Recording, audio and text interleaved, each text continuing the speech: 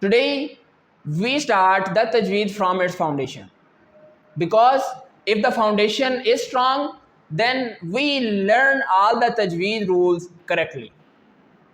This first lecture is about Makhārij-ul-Hurūf. Makharij means the point of exit and the point of articulation of every Arabic letter. If the place is wrong, the letter get pronounced wrong. And if the letter pronounced wrong, then it will change the whole meaning of the word. How? With the given example, I can show you that how can a single changing in the word and the pronunciation can change the entire meaning.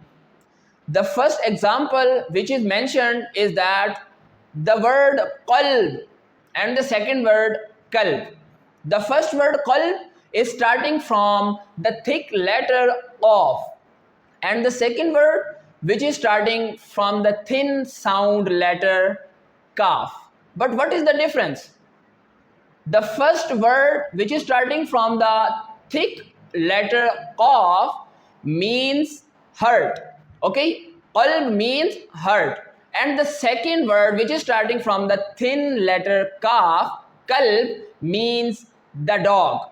So you can see that how a little changing can change the whole meaning of the word.